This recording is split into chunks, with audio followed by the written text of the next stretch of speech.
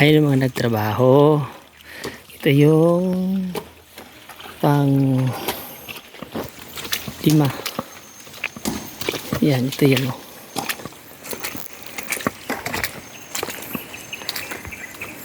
Yan. Ito gano'n siya kalawak. Malaki.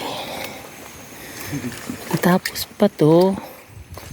Yan, tatabaho. Yan o. Yan, ganyan ginagawa. Sobrang hirap.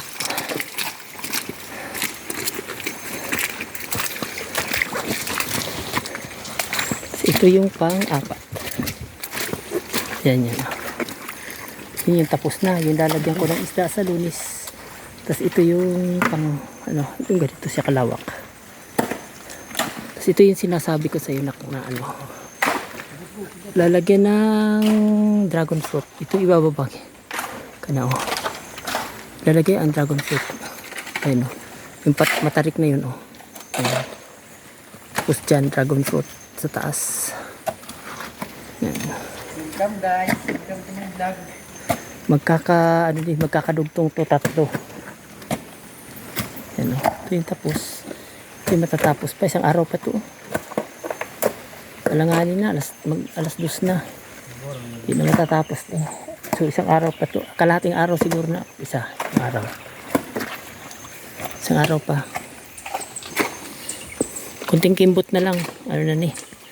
Natapos na ni. Nagtatrabaho dito ay mga gwapo. Yan o. Gwapo daw yung Oh, yung dalawa o. Hindi lang kayo makita ng mga puging nagtatrabaho. Adudoy!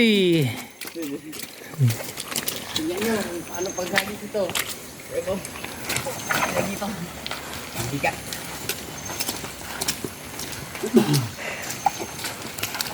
Ganyan. Ganito na ginagawa ko. Yung isa kasi 2 asawa. Tapos yung isa 3.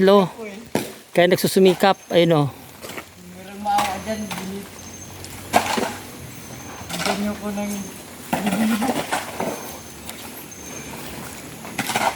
Kaya ang gawa nila o. Tingnan mo. Trabaho sa bukid. Hail. Bukid. Ito yung literal na bukid. Ito yung literal na bukid. Kasi ang bukid talaga sakahan. Kapag meron kang magitang kahoy, bukid yan. Hindi masukal na yun, gubat yun. Hindi yung bukid. Yung bundok, yan ang bundok. Sinasabi yan ang bundok. Yan. Yan. Lisanan pa nga itong taas na ko. Sa taga, bundok sa Bisaya, bukid. Yung may tilapia doon sa unahan pang isang isang tilapia sa kalamansi ang katabi. Ito tatapusin talaga to. Isang araw pa talaga. Ganyan-ganyan lang yan pero ang hirap, sobrang sakit sa likod. Oh. Gawa nila oh. Yan ba? Mindset ba? Mindset? O mindset daw. Yan yung mga mauutak. Mga bright. Dikit muna. Okay na. Dikit muna ako. Manigarilyo pa daw muna yung isa. Dood na. Oo. Ito yung tuod sa kitna nakuha na. Tanggal na. Tingnan mo siya. Bato talaga siya. Ayan. Bato talaga. Tigas. Malapit na magpagpagpikas sa atin.